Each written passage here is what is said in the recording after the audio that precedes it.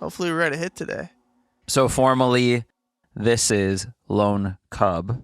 AKA Jake. And I've known Jake for since the beginning of college. And Jake kind of pseudo went to college with me.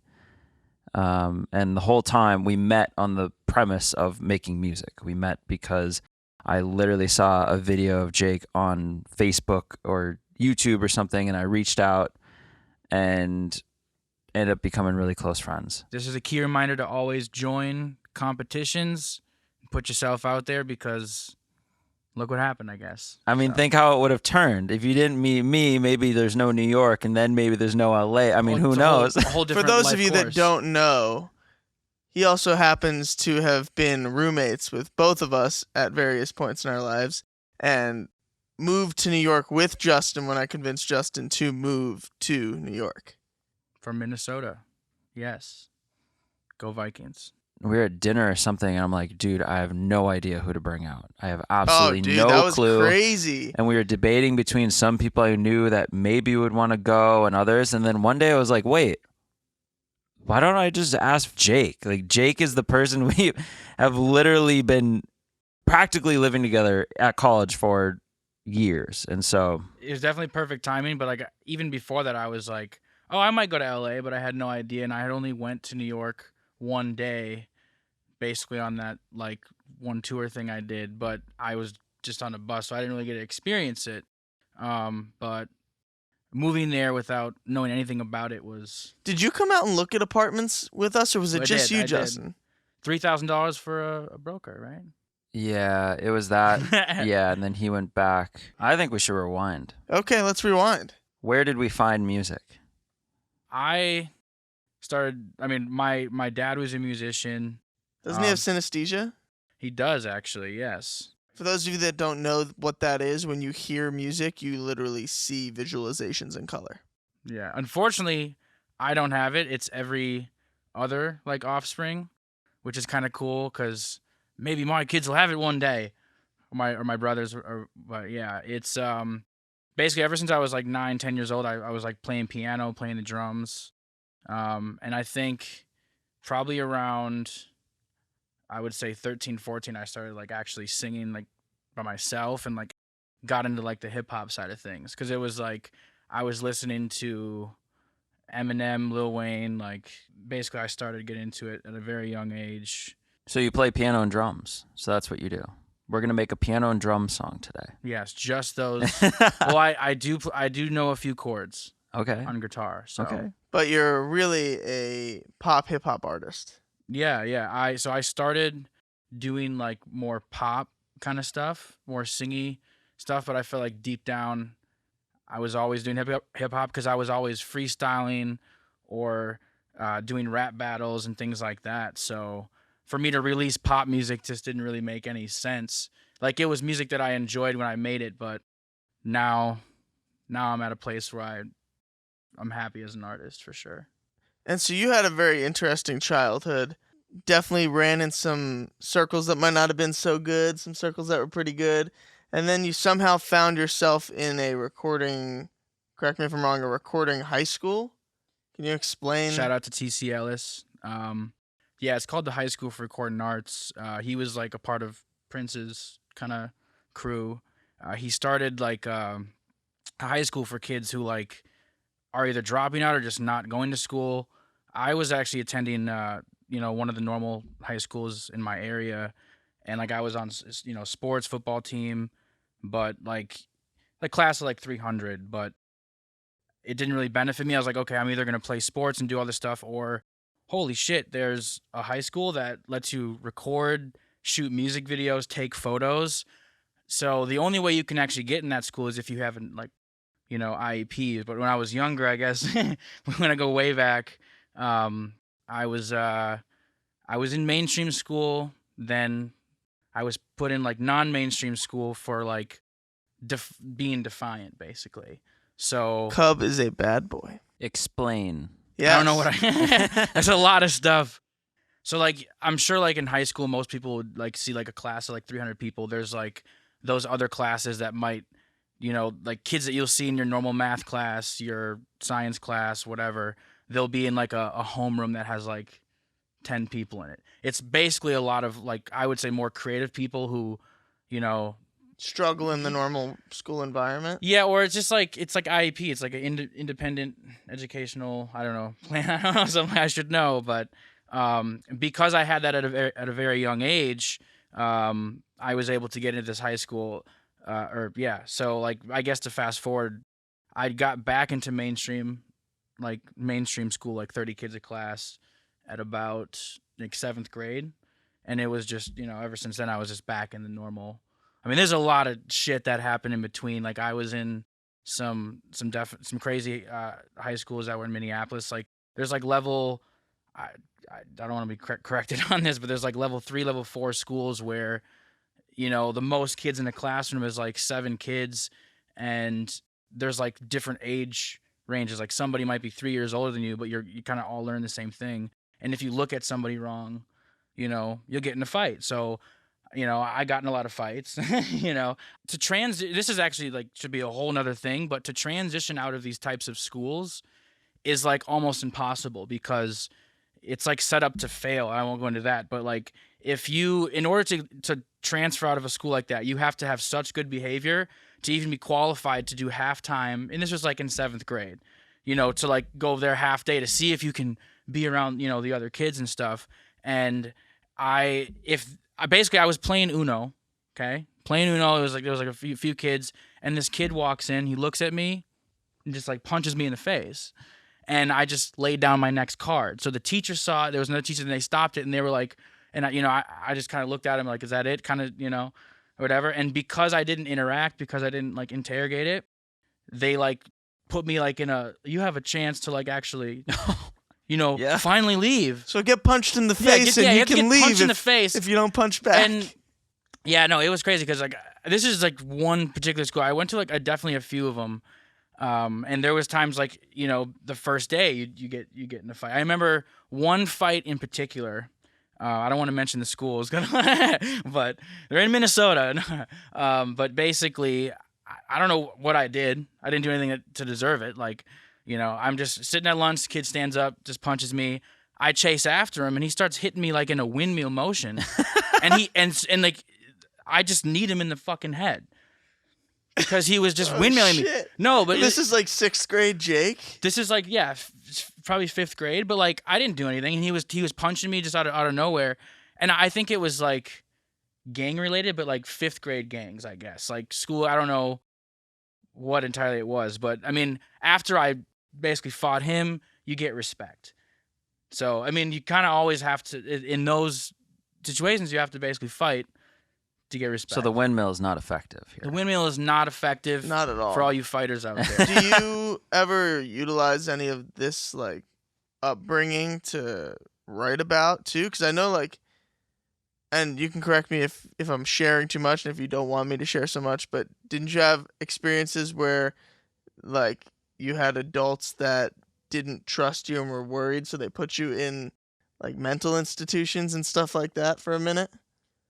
It was, it's actually, yes, but it's not like that. So basically, because this was actually, it was before I went to the schools. So basically in 2nd grade, I was like a class clown.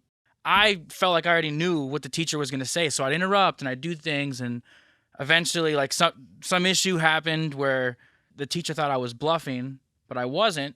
So that kind of made me upset. So I kind of like, just left the school, and I'm in 5th grade. So they're like, all right, this Jake's really smart. We think he has ADHD, or he has bipolar. He has all these things, and we think he should be on medication and things like that. So basically what that was is a signing off of, okay, let's put on medication. They can't just give it to you at home. Like they have to legitimately hospitalize you and put you in a hospital with other kids. And that is probably why I have some needles. No, or some, I like needles, I guess, but no, it's pretty fucked up because Like you'd have like blood draws every 2 weeks because they'd be testing you with medications. I think from 2nd grade till 7th grade, I gained a lot of weight. I lost a lot of weight. Like there were a lot of crazy things like emotion. Like think about taking like pills like Adderall when you're like in 5th grade, right? Like what that can do like psychologically. I mean, dude, that probably still has a psychological effect on you now. There's probably an anxiety, and there's probably things that can trigger bad experiences. I mean, I remember one time you were telling me they even threw you in a frickin' straitjacket. That what you know what it is? It's like 5 adults trying to hold down like a kid who's I mean, is this like Queen's Gambit shit? yes, kind of. I look at it in a sense that I was a guinea pig to the system because keep in mind, I was withheld from school for like multiple years. So like when I was taking like these tests to get back into school, I was like 3-4 grades behind. So, and also because you're in the, you're in the hospital and you have medication, they put you with an IEP. A lot of it, I mean, like I don't regret any of it because I am who I am. But like I remember, I mean, there's so many things that happen in like this year period. Like there's good things that happen, not in relation to those bad things, but there's other periods of my life that things were good. It was just being hospitalized at a young age and like having blood draws every week, testing medications on you, and you can't talk to your parents. It's that's what does a lot of psychological damage. And normally I was used to like eating right before I went to sleep and like, oh, I'm hungry. You only get this time. You only get this. Like, fuck you, rules. Like that was my number one issue. It almost makes it worse. My number one thing was just defiant. It was that I just didn't want to listen. Right. That's it. I wasn't like not smart. It was just the fact that why should I listen to you? Like, if I'm doing, And then you got stuck in the system. I got stuck in the system, and yeah, there's definitely some shit we can unpack in a song in this for sure.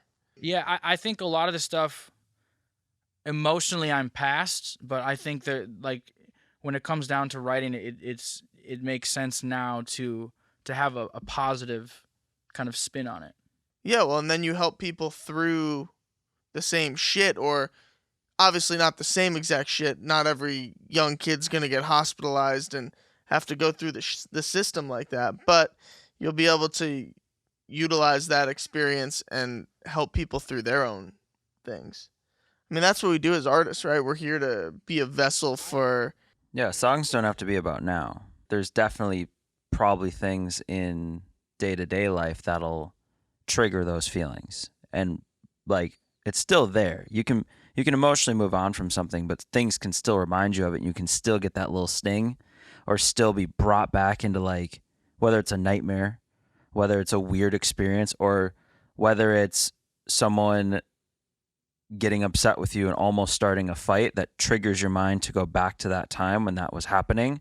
So I think it's totally relevant. I mean, literally, when we are writing breakup songs, I'm in a happy relationship now. I still go back to those moments because if you can tap into that raw honesty, it just creates something that people can relate to. And you've got so much depth and raw emotion and honesty to you. And you're a very passionate person. We know this from experience. You're very concrete in what you believe, which is a very remarkable thing.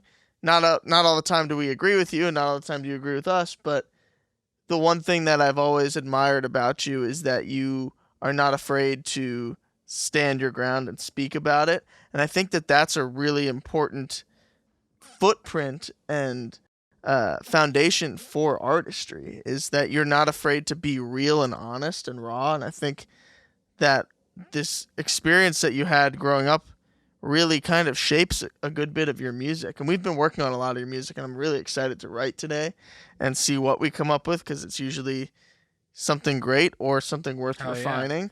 To touch back on, because there's a bunch of stuff, but I was in high school, and then I heard about the High School for Recording Arts, so like it was the perfect place to like kind of really dive in and kind of be in the studio, recording, producing, taking photos, and all that. And I actually could have graduated actually earlier than my normal class because it's a project-based school. So you from from hours like 7 a.m. to like 7 p.m.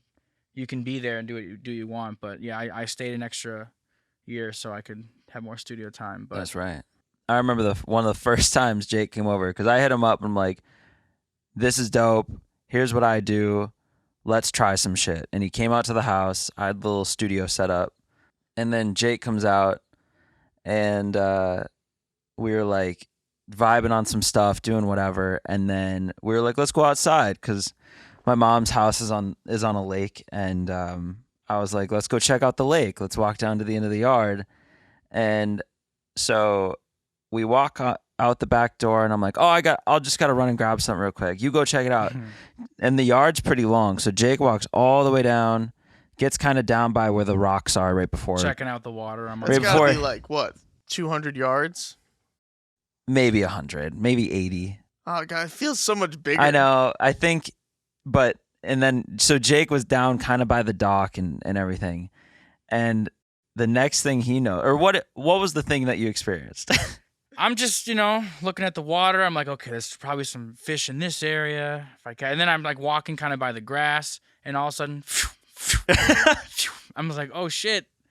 Like there's airsoft bullets fucking firing at me right now. And I look, and he's just like almost as if he had camo over him, but he didn't. Like, laying I down. was Perched up prone. there. Yeah, just I was prone, Call of Duty style prone. yes. And I was so excited. I don't know why I had it because I never played airsoft. And he I was never like, did This is anything. like one of his first times over. Probably second or third He's like, time I really ever. want to shoot him. No. And so Jake goes walking down, kind of just doing his thing, and I just like ran in, got it, filled it up real quick as a sniper. I mean, it has a real ass, like actual sniper scope on it. Oh my god. And I remember laying down, I did the whole like, and you just, and Jake all of a sudden he turns around and this look on his face, and he just starts zigzagging, and I'm like, oh, here we go, and Did he hit you at all? I think I got nicked in the leg. Yeah, it yeah, wasn't. give me some credit, you know? No. I definitely got nicked in the leg, but at that distance, it's not that bad. And I think that's why I did it. If I was like 20 feet away, it would have been a whole different scenario. But it's funny though because some person could react and be like, "That's not cool," or "This person's a murderer," or okay, like this is some pre-Dexter shit. this is actually true. So for anyone else who grew up with an older brother, mine, 4 or 5 year difference. One day decided parents were gone. This was probably like, God, 10 years before this even happened. So he was like in the house, and he was like, he had the paintball gun ready. He's like, all right, put on some pillows or I'm gonna shoot you, and whatever. I was like, no, you're in the house. He's like, you're gonna clean it up. If I shoot you in the house, shit. he's like, you got 30 seconds to get outside. So eventually, I run outside. What are we gonna do? What are you gonna do? Well, now this is Dexter-like. Yes, and basically he presents to shoot me a few times with the paintball, and it was like the best paintball gun you could get at the time. So it had like the hardest, like, what do you call those? The CO2 cartridges or whatever. It was So this was a walk in the park because this was a walk in the park. These things, by the time, like naturally, by the time it would even hit you, though, it would be like someone standing 10 feet away and throwing an acorn at you. Like it was not. They're not flying bullets. Okay. By the time it would have gotten to you, it'd have been like Like a hard nothing flick. like a paintball. No. Though the airsoft guns do Close range. sting. Yeah, close range. But that's yeah. basically That's one of the story first times of- we hung out. And then you guys, I mean, you were developing other artists and stuff, and then the evolution's been pretty cool to watch, and I'm super grateful to be a part of it now, I think since New York. When did Lone Cub come to be from Jake Bugella? Yeah, so that's actually like a huge thing, because like I said before, like I was kind of doing all the pop stuff. I wasn't genuine to myself, and I was like, tweeting things, like that the followers of people that the time were following me, like, oh, like Netflix and Bay, like all this type of stuff. No, And the type of stuff you're tweeting was like, if you just look at the rainbow, you'll find No. happiness at the end of the day. Yeah, it wasn't that bad. yes, it was, dude. No, it no. was literally like, if you stop and enjoy the sunshine and flowers, you can have a I still happier have- end to your day. And it was not. Yes, No, dude. no. You were a little, we would joke about it. Little teen pop star.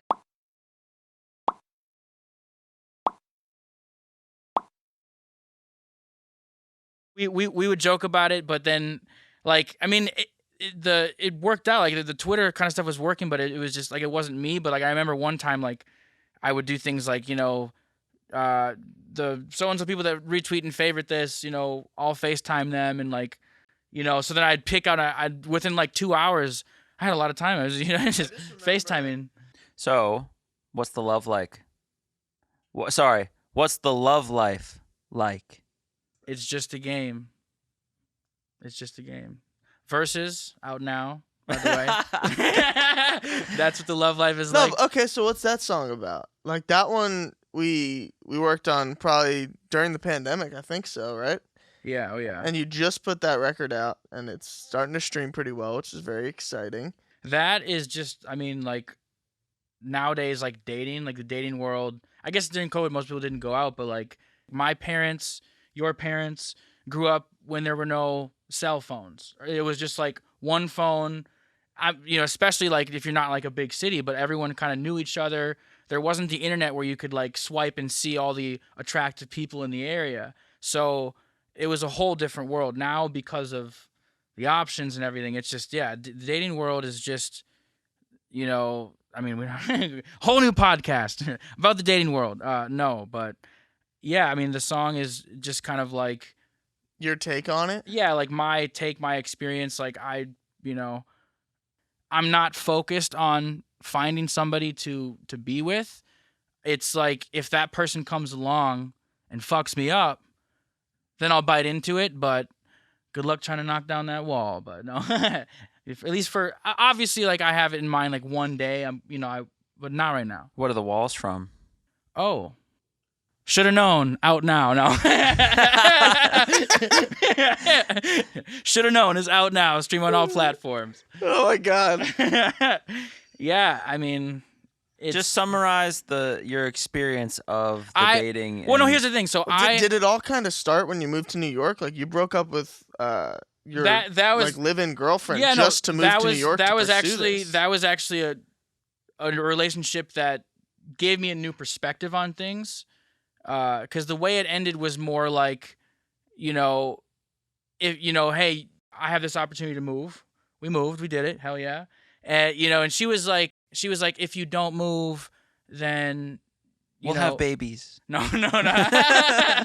She wanted to lock it down, bro. Here's the thing: is like she said that if you don't move and you stay here, 10 years down the line, you could like resent the relationship for this, and that made me like, oh, that's shit. very mature. No, at 19, yeah. No, that's what I'm saying. Is like it was a different type of relationship. Yeah. Like there were things that I learned from that, but yeah, I haven't dated. I mean, what did I like 7 years? I've been single.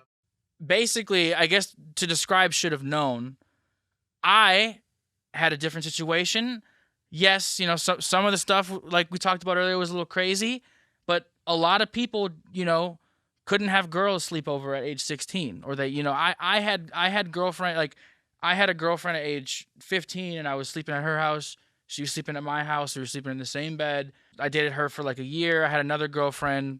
We like saw each other often. So like I was dating, I was in like a few relationships that lasted either a year or 2 years, way before most people even get into relationships, have those heartbreaks and have those experiences. So you just hit it a little earlier. You were also running in some fucked up crowds for a moment too, like with the car shit and all that stuff. Like I got I was car shopping is what they call it. I did it like twice. I got caught the second time. My mom had to pick me up from jail. From Bloomington Police Department. Yeah, at 4 a.m. I regretted it instantly, like, because it was like 4 a.m. and like we should have head back. I'm happy that it happened. And yeah, dude, your life could have been completely different right now. You could have fucking been in jail.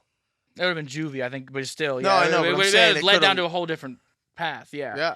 Yeah. No, it's crazy because we had like. What I'm trying to say is you've really experienced shit. Yeah. Oh yeah. No. yeah. But no, like this is crazy. So we're walking at like 3:30 a.m. and he just the guy that I was with did some like really like stupid shit and somebody was up. So like, no, let's leave. We walk back. It's like your normal suburban like street, and I look behind and there's a cop just with its lights off, strolling, and I'm like, two scenarios went through my head: drop the bags, split up, Right. because they're really gonna want what's probably in the bag. Then the damage done maybe, and I was like, let's just deal with this. I took a lot of the blame, even though it wasn't me, just because I didn't want to have, you never want to, you just never do that shit. Never even talk about the other person if there's two people involved. You just don't. You just say what's real and shit. But ultimately I was equally involved in everything. But because I was interrogated. I was a detective yelling at me. Yep. What houses did you? There's people that have been doing this in the area. I was like, hey man, this is my second time. I'm done now. And like, I feel now in hindsight, I feel bad. Like, I think the most expensive thing I got was like an iPad or like an iPod, and I feel horrible about it now. I told them the whole entire route. Coincidentally, I think it was like 3 weeks after my family was having like a garage sale, and the cop like comes up like after. And he's like, we've been kind of monitoring you for a few weeks, and I was like, in my mind, that's kind of creepy. Oh shit. And I was like probably 15, 16 at the time, and he's like, seems like you've been up to good. He's like, oh no, I don't talk to him anymore. I don't do that. And he said, yeah, well, he was just arrested for doing this. And I was like, good. Like, damn. Trust me, you won't see me doing it. And I never did that shit again. Like, I'm glad that it happened. Like, because think about, like, if you don't get caught right away, like, think about, yeah, that goes down, and then you start to think it's like, okay, like, oh shit. Look at this, it's like a gateway crime. And then when it actually happened, I started to actually like put myself into perspective. Oh shit, I wouldn't want that to happen. And this was like a long, Yeah, a this long is time over ago. 10 years ago. Yeah, a long time ago. But I mean, those things shaped you as a person and as an artist, and you can actually relate to people in those tough situations, because not that you don't have a loving and supportive family. I know you do, but you grew up in a situation that was not easy. Is there something we can write about that kind of talks about the struggles and sometimes maybe how, I'm just trying to frame this in my own mind, but perhaps it's how that past sometimes haunts your present and can, not that you're doing bad things or anything, but that mindset, of I'm the underdog and I'm gonna try my best to do all this stuff, but at the same time, like, I have these demons and all of that. Is there something there like we can tackle? I feel like there's a whole world of song here. Like, that's a huge pot of what I call seeds of truth. That's like a huge 100%. pot of truth right there, and I feel like we could like harness some of that. I had a title because off my previous project I had a song called Hello Sunshine, and it was a whole different kind of like a pop kind of vibe, like I guess I kind of before, and this is like years down the line, but this is like a whole like different version. I kind of want to take the song. I have a few jots and stuff, but we could pull from that. We could. Oh, sick. Okay. What Like it's not. I have like probably like a little bit of, couple like probably 8 bars and like a couple ideas. So. Well, I think it's kind of that hindsight perspective you have because you've experienced all of these different things, which every instance in of itself could be the spark of a song, but maybe it's in that grand scheme. Maybe it's, if we're using Sunshine, maybe it's finding that good out of the bad. Because every time you've told one of these stories, you say, yeah, some shit went down, but I don't regret it. Right, and it's that exactly. piece which is interesting, because a lot of people might go and say, yeah, I've been through some shit and it's like, it sucks, and now I'm dealing with the effects XYZ, and I just wish I had never experienced any of that. Whereas you are kind of like, well, shit happens. I like where I'm at. I'm shaped by all these experiences and my perspective, and I don't regret it. It's a dope way to explain the title. Hell yeah. No, yeah, that's. Yeah, I'd be down to explore something like that. Before we start writing, is there any other shit going on in your life? Just before we. I think we haven't hit the day to day. Yeah, that's what I'm what's thinking. The present? What's modern Jake Lone Cub? What's the day to day life? Yeah, like what? And what's your mindset like? Yeah, I smoke weed every day. I mean, Mentally, like I'm like I said, I'm happy with the way everything is because I wouldn't be who I am. I wouldn't have the perspective on life that I have, and I wouldn't probably have the communicational skills either because I never would have went through those situations. Yeah, no, I'm just focused on music. I have a few songs coming out soon. I have Verses, which was just released. So yeah, I'm just kind of focused on that. The music industry's taking this cool modern twist where NFTs, baby. And I'm serious. In VR, in VR, like that's where NFTs are headed. Like, yeah. I mean, we could go into NFTs and what we think their value is or whatnot for days, but every artist should have one. I think there's a cool new medium that's starting to happen where, and some artists hate this. Like you've got the Brandi Carlisles and the Chris Stapletons of the world that can just get up there, sing a song, and have this unbelievable vocal and this unbelievable presence, and that's enough. But you also have a ton of artists that are, and I'm not saying that they don't push the envelope because they write unbelievable songs. They're some of my favorite artists. But they're definitely the older approach to music. And there's now the new approach with TikTok, with NFTs, with all of that, with the accessibility to all these new platforms. Do you see the possibility of maybe utilizing your music in like the VR space or something like that? I 100% will do let's do it right now. No, a VR music video, like it's just a matter of like right now VR is in like such a beginner stage that it's not like having a PlayStation in your house. So right, like it's not that accessible. People don't even realize that, VR, because you can't explain it. It has to be experienced. For example, Justin, you guys put me onto VR basically. So, I mean, thank you, Nathan Adam. Yeah. And it gave me this crazy idea to get a VR camera. If you look back in history, all we've had is paintings of like our ancestors and like photos. And if somebody, dies, it's like, oh, they were such a good person. They had this and that. And like, that's all you get when it's passed down. But now we literally have the technology to videotape in virtual reality. So that way, generations upon generations can put on a headset and hear and see and actually experience and meet anything that's captured, like a place or like people, but people in general. Basically, short of actually interacting with it, you can be immersed in it, but you can't obviously talk to the person. Our great. Let's make a song called Great. No. Great grandkids could stand in this studio, essentially. 100%. They could. But it'll probably be at way lower quality than it is in the future. Even though now it's pretty good. I guess if you look, like you think about PlayStation 1. Well, there needs to be an accessibility like there is with an iPhone it'll be on a phone. Or a smartphone. True. You think it'll be on a phone? Yeah. I mean, there's no reason why you can't. And I think the VR headset's going to be a pair of sunglasses you put on. Like the 3D goggles at a movie theater. Oh, that's pretty freaking dope. How many years off do you think that is? I'd say within a decade. Shit moves so fast. Yeah, it's going. Think of the first phone. Think of the first iPod to the 10 years in, Yeah, that's true. But so what are we aiming towards? What's happening?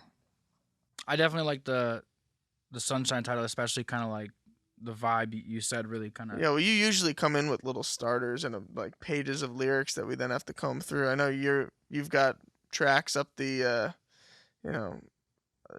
up the what? Up the wazoo. Yang. I don't even know what wazoo means. I don't know either. That's why I stopped saying it. But well, I think it'd be cool to apply that thought.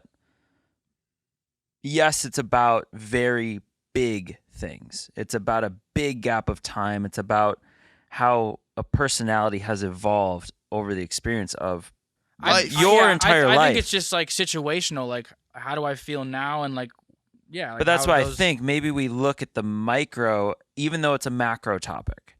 Why don't we apply it to day to day? Oh, I'm feeling down today. Yeah. Okay, well, maybe I'm looking for some positivity. And maybe for you, it's thinking about, oh, shit, I've been through this, and now I got to this. For other people, for you, it might be meditation. Yeah, or me, it might be looking up into space and being like, well, everything is meaningless anyway. So right, I just think it could be that cool little thing like I need that inspiration. I need that that like sense of happiness. I need that token of happiness. Or like today. the hope, the possibility of it could be cool too. Or I need change, or I need to get out of this mindset, even if it's that simple. Even if you're in that mindset really quick. Have you watched Cheer yet? Like I wanted you to. I have not. You seen saw it? Yeah, I saw Cheer. So it's of like when course. Monica will get all worked up and she knows it. She recognizes it. And she's like, I'm going to walk outside. And then she goes outside, she comes back and she's like, when I come back in, I'll be rid of this and I'll be ready to go. That's like the It's- Tiger Woods 10-step rule. Yeah. If you have a bad shot, you have 10 steps to forget it. It's that mentality of like that hope or that just I'm not going to stay in this mindset. I need to get Yeah. out of it. Yeah, I mean, obviously, like, music is your release. When you get down during the day, I think we can... I think with COVID especially, like, you know, worldwide, but I mean just my situation is like I think a lot more people were like homebodied, I guess. And like that can, you know, there is a lot of good to, you know, being outside and breathing in fresh air and things like that. But definitely during COVID, I think I was inside. I was in like a, you know, somewhat of a different headspace, but like just situational in the world, you know, I guess, you know, put on a lot I mean, of even emotions. quite literally, you could want some sunshine. Yeah, no, You could be out in the exactly. sunshine. Yeah, So are we going with Sunshine as the title? Is that that's what we're locking in on? I think so. Yeah, kind of like what he just said. That's why, because I was when I thought of the title idea, it was like, yeah, peak COVID time, you know, in the house, you know, quarantine and all that kind of shit, and it was like rarely overcast day in LA, so it was just like, damn. I like it though, the polarity with sunshine, because sunshine's also kind of one of those cute words. Yeah, no, Oh, it is. sunshine. It would be cool to have a song come out that's got a little bit of that dark edge to it, to like, This Yeah. is all the shit, and this is what I, you know, yeah. when I think of sunshine, I think of the Teletubbies intro where the sun's like coming up and they're Sunshine. doing all that creepy shit. Yeah, and the sunshine's coming. Yeah. And then the sunshine has like a face. Do you remember this? Oh, These I are like do remember these that. are nightmares. These are echoing in my head of nightmares. the shapes. But for some changing shit, that man. to like something that fits your world would be really dope. Because it's a title you wouldn't expect. Yeah, it's Like- a juxtaposition. Like you wouldn't expect Lone Cub. Oh, Lone Cub and the whole dark aesthetic and everything, and then just sunshine. It's interesting. I can picture the album cover, just literally a black album cover with just like a yellow sun. I think we put you in a Teletubbies costume and we have the sun. No. Well, shit, should we like go and I'm try ready to and write. this sunshine thing? Hell yeah. Let's do it. Gotta Alrighty. get Well, more. All right, friends. As you know, this is where we transition to writing the song. hopefully we're at a fucking hit today. No, So hopefully. bug this guy, tell him to get it out there, and you know, maybe It'll at be some called point, Sunshine. we'll share some sneak peeks. Yeah. But for now, we must leave you. Thank you, Lone Cub, Jake, whoever you are, Lone Cub. Cub. and we will catch you next week.